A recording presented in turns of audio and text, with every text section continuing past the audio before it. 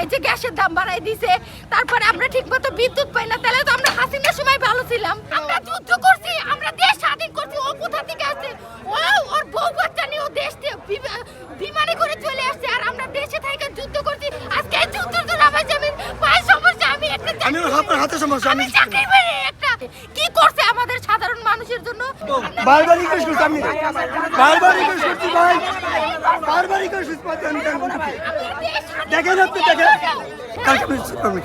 কালকে কি বলেছে সবার জন্য উন্মুক্ত থাকবে নাকি টিকিট কেটে তারপর ঢুকতে হবে? সেটাই এখনো তারা ফাইনাল ক্লিয়ার করেনি ভাইয়া। সে কালকে টিকিট কাটে কেন ঢুকবো এখানে? আমি কেন ঢুকবো? ওর বাপের জায়গা এটা। আমাদের সবকিছু রেজিস্ট্রেশন কেন করতে হবে? কেন করব?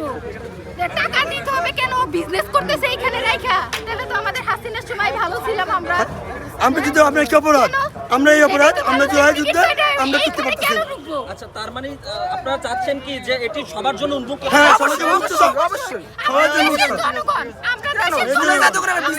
আমরা যুদ্ধ করছি, আমরা দেশ স্বাধীন করছি। ও কোথা থেকে আসছে?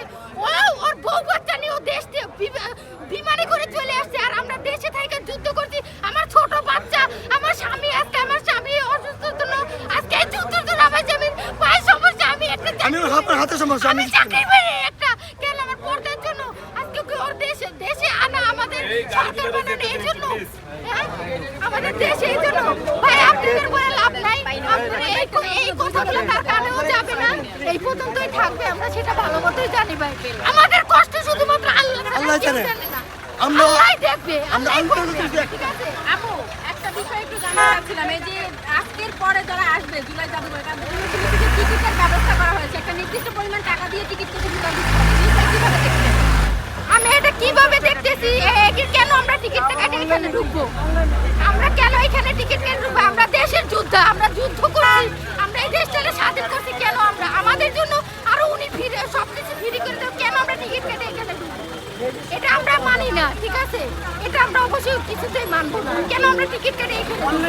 আচ্ছা আপু, আরেকটা আপনি বলেছেন ফ্রন্ট থেকে আপনি জুলাই যুদ্ধ করেছেন, জুলাই যোদ্ধা কার্ড কি পেয়েছেন আপনি? না ভাইয়া, আমার বাবা মা কেউ নাই। আমি একজন মাদ্রাসার শিক্ষকতায় আছি। তারপরেও আমার স্বামী, সেও একজন মনে করেন টিচার, আপনার আরবি সাবজেক্টের।